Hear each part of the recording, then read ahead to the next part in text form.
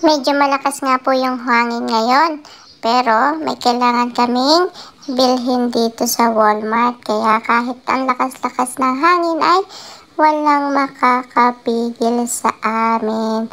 At yun na nga po, papasok na kami dito sa loob ng Walmart. Karga-karga po ako ni Kuya at si Lily ay naiwan sa bahay kasama ni Daddy. Si Mami lang po ang nag-drive, kaya kaming tatlo lang po yung pumunta dito sa Walmart. At yan nga po, pagpasok ko ng Walmart ay gusto ko pa pong magpakarga kay Mami. Pero ayokong kargahin ni Mami kasi ang bigat-bigat ko na raw po. Kaya maglakad na lang po ako.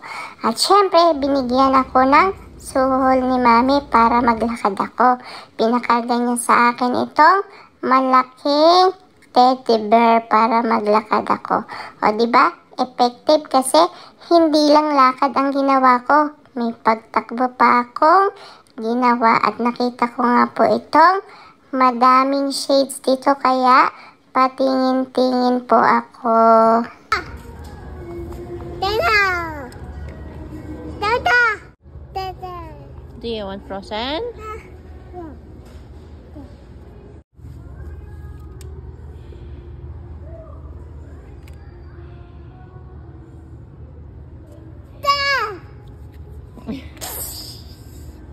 Let it go, let it go.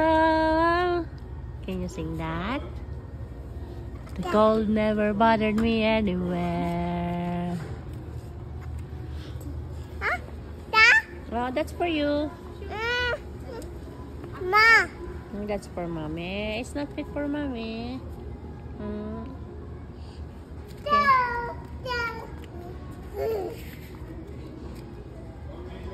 Okay, let's go.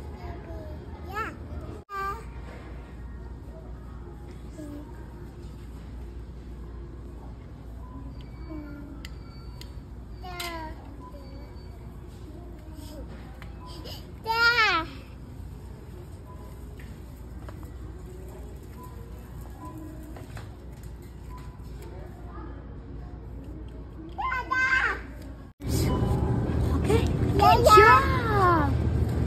Look, mommy. Oh, not this. Like this, like this. Kuya will show, okay? Like this. Like this, okay? Like this, okay?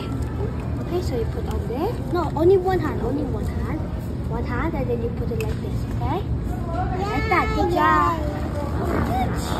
It's easy. Look at it. Look at this. It's so easy to fold. Later. Go, fall in line.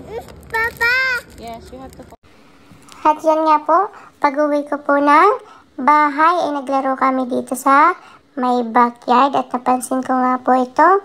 Bike ko ay medyo flat na po yung gulong kaya nilalagyan ko po ng hangin at tinitingnan ko pa rin po ang ibang sira. Siyempre, meron din akong assistant dyan habang inaayos ko po ito bike ko.